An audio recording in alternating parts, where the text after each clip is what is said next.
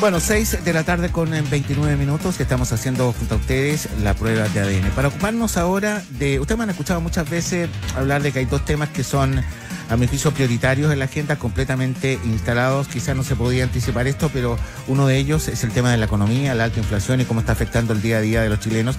Y por otro lado, evidentemente, también la seguridad ciudadana, la denominada delincuencia, con algunos focos en el crimen organizado, pero en particular con lo que ha ocurrido, con las informaciones que hemos tenido y los hechos investigados por el Ministerio Público, las policías, asociados a la mega banda venezolana denominada Tren de Aragua, y que ha impactado en el aumento de delitos violentos. Estamos hablando, estoy citando al fiscal nacional, trata de personas, tráfico ilícito de migrantes, secuestros, extorsiones, tráfico de drogas, entre otros. Bueno, vamos a profundizar en este tema. Está en línea con nosotros hasta ahora el fiscal regional de Arica y Parinacota, Mario Carrera, que le damos la bienvenida al programa. Fiscal, muy buenas tardes. Hola Antonio, muy buenas tardes, gracias por la preocupación. Bienvenido al programa, fiscal. No, es que esto, claro, cuando uno observa este tipo de hechos, esto es una preocupación, me parece, carácter nacional. Cuéntenos, bueno, ahora se agruparon ahí en la macrozona norte, en un fiscal regional la mayoría de las investigaciones, pero también ahí en Arica. Es probablemente donde comenzamos a conocer, y también hay causas que usted lleva, algunos de los hechos más preocupantes y más violentos de esta organización. Cuéntenos, para definir como contexto, qué es lo que está pasando ahí y qué es lo que le ha tocado investigar a usted, por favor. Sí, bueno, Arica y Parinacota y bueno, y la región de Tarapacá. Claro, este fenómeno lo venimos destacando desde hace más de 8 meses, que fue cuando empezamos a detectar las primeras cuestiones que iban vinculadas a Tren de Aragua. Ahora, hicimos un trabajo bastante sigiloso, sobre todo en esta región, muy sigiloso, y solamente, bueno, actuamos una vez que teníamos absolutamente toda la dinámica y orgánica de esta agrupación.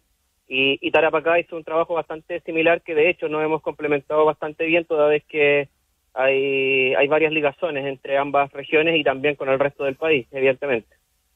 ¿Cuáles han sido las dificultades que ha tenido, fiscal, para desarrollar estas investigaciones, o qué características tienen las acciones de estos delincuentes? Bueno, la verdad es que cuando partimos estas investigaciones y tiempo antes, en realidad cuando veníamos hablando del crimen organizado y cómo había entrado con fuerza, la verdad es que nos sentíamos un poco huérfanos en esta zona del país. Sin embargo, así como dije aquello, digamos, hace meses atrás, hoy tengo que destacar que el gobierno ha cambiado absolutamente la postura. Están en una posición de mucho apoyo y mucha preocupación, lo cual evidentemente agradecemos. Y lo complejo de esta investigación y lo que nos plantea como desafío es que es un grupo que actúa bajo códigos que no habíamos visto con anterioridad.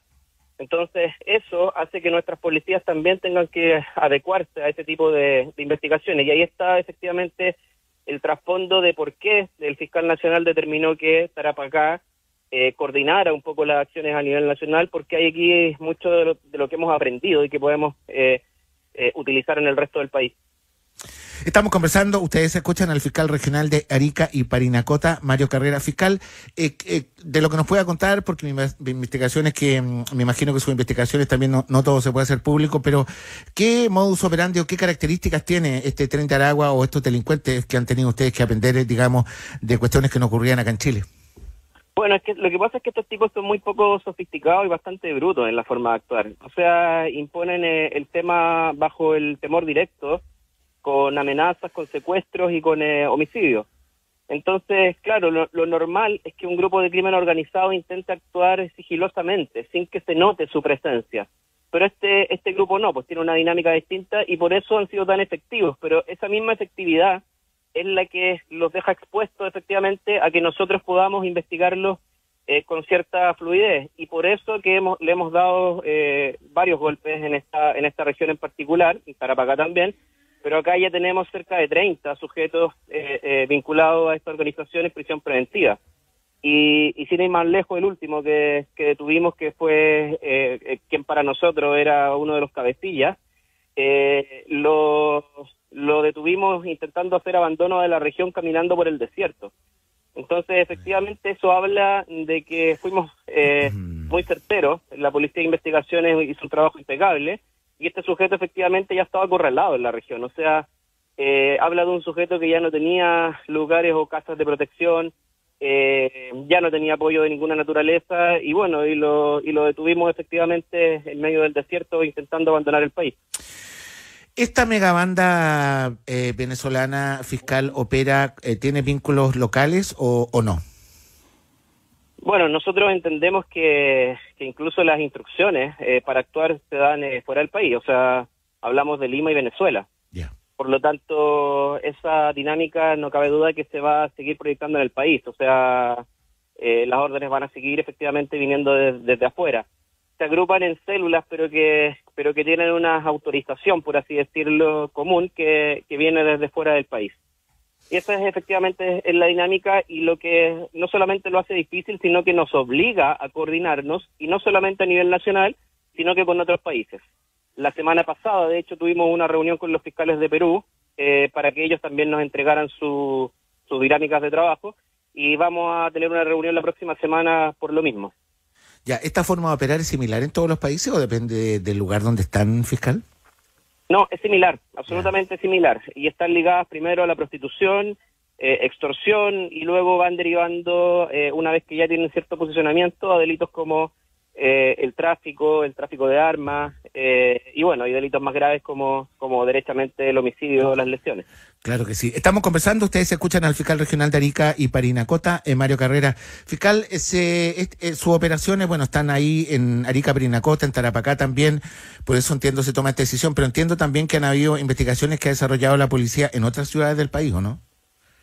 Sí, o sea, y de hecho estamos coordinados, esa es la idea, por eso se está agrupando toda la información en la Fiscalía de Tarapacá, bajo la dirección del fiscal regional Raúl Arancibia, porque lo que se quiere efectivamente es una coordinación, y que como Ministerio Público actuemos como Fiscalía de Chile, más que como la Fiscalía de cada una de las regiones. Son cuestiones que hemos hecho antes con otros fenómenos delictivos, pero es que acá nos obliga a una coordinación diaria porque es muy dinámica la forma de operar de estos sujetos. Así que es un desafío bastante importante. Y bueno, y habla también de la necesidad de tener una fiscalía suprarregional en algún momento de crimen organizado que vea esto desde Arica a Punta Arenas. Y esto está asociado, qué interesante eso que nos cuenta Mario, y esto está asociado básicamente a la inmigración ilegal, o qué aspectos se podrían estar en la base del, no sé, de la instalación y el desarrollo de esta megabanda. Bueno, no cabe duda que la migración ilegal es parte de la llegada de estas personas, o sea, muy pocos de ellos tienen efectivamente vínculos reales o tienen un ingreso real por paso habilitado al país. Tanto es así que muchos de los cadáveres que hemos recuperado se trata de personas vinculadas o no a este grupo, pero que ni siquiera tenemos clara la identidad. Y así es como lo he dicho en varios lugares, sí, que tenemos la certeza de que hay otras personas enterradas en el desierto, pero no hay denuncia respecto de la desaparición, no hay familiares buscándola, sino que somos nosotros los únicos que estamos detrás de esos hallazgos. ¿Y por qué sabemos o tenemos esa certeza? Porque hemos incautado teléfonos donde están grabados los delitos. Entonces tenemos esas muertes, digamos, configuradas desde el punto de vista de una imagen, pero no hemos podido dar con los cadáveres, ni siquiera con el nombre muchas veces de esas personas. ¿Ellos graban los delitos que cometen, fiscal? Sí, es parte. Lo que ocurre es que ellos funcionan como un ejército en la práctica, y cuando viene una orden de otro lugar tienen que de una u otra manera informar el cumplimiento de esa orden. Y por eso, cuando realizamos el procedimiento acá en Arica, donde intervenimos más de 23 domicilios, paralelamente también lo hicimos en la cárcel, porque lo que buscábamos era efectivamente también tener los teléfonos que estas personas estaban manejando en la cárcel, me refiero a los que ya teníamos detenidos. Entonces, claro, son cuestiones que nosotros tenemos que tener, digamos, como dinámica. Y el último homicidio que tuvimos acá, perdón, ya el anterior al último, que fue cuando estaba el presidente Boris acá en la región de Arica, lo resolvimos porque las personas a quienes controlamos tenían en sus videos grabado ese último homicidio de un ciudadano venezolano que encontramos tirado cerca de la playa. Y es bastante brutal las imágenes de todos sus homicidios, porque lo hacen con brutalidad un poco para dejar patente ese temor en quienes vean esas imágenes. Oiga, fiscal, ¿tiene nuestro ordenamiento legal las herramientas necesarias para combatir estos grupos o no?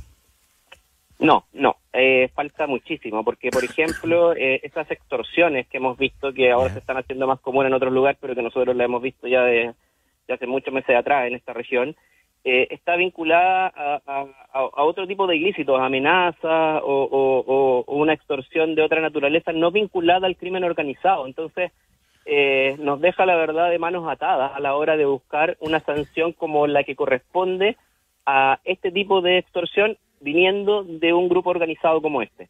Entonces, por ejemplo, elementos como eso es donde ya tenemos que empezar a vincularlo. No sé si a través de un agravante o a través de un tipo penal específico, pero efectivamente hay que hacer muchos cambios.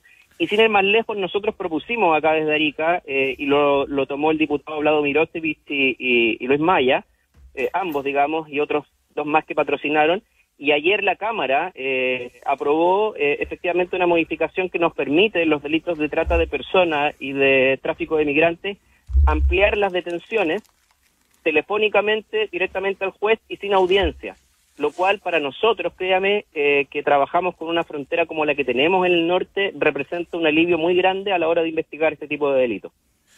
Oiga, ¿qué quiere que le diga? Muy impresionado, aquí incluso en la sala de redacción, escuchamos atentamente lo que nos está diciendo, muy impactante sus declaraciones, le agradecemos la transparencia fiscal y bueno, y mucha suerte en la tarea que están desarrollando y además felicitaciones por la tarea, porque entiendo, me corrige si estoy equivocado, que son pocos lugares de América Latina donde al menos se está combatiendo de manera más efectiva a este tren de Aragua, ¿no? Sí, bueno, eso mismo nosotros lo hemos recibido de parte de las escuchas que hemos tenido de algunos de ellos, porque no entienden cómo, por ejemplo, nos preocupamos de sus muertos. Es una cuestión que la verdad que para la mentalidad nuestra es bastante, digamos, un sinsentido, pero efectivamente en otros países ellos no están acostumbrados a que cuando muere alguien de su propio grupo o de un grupo rival, la policía lo investigue con el mismo celo, digamos, que cualquier otra causa. Eso para ellos es una novedad absoluta. Y por otro lado también, cuando hablo o me refiero a que uno de los líderes abandona el desierto caminando, habla de que hemos hecho bien nuestro trabajo, habla que la policía ha hecho un trabajo, digamos, encomiable. Y eso lo quiero destacar porque así como nos hemos quejado a veces de que tenemos estos grupos, digamos, llegando al país, también tenemos que reconocer que nuestros funcionarios públicos han actuado a la altura. Y, por ejemplo, cuando incautamos en Gendarmería una cantidad de teléfonos importantes, lo hicimos con funcionarios que vinieron de otras regiones, más de 100 funcionarios de Gendarmería, y no tuvimos ninguna filtración, ningún problema, o sea, fueron procedimientos impecables. Coordinar a más de 200 funcionarios entre Policía, Investigaciones y Gendarme, la verdad es que no es fácil, porque se notan los movimientos en una región pequeña como esta, pero se hizo de manera impecable, y eso, la verdad, tenemos que destacarlo.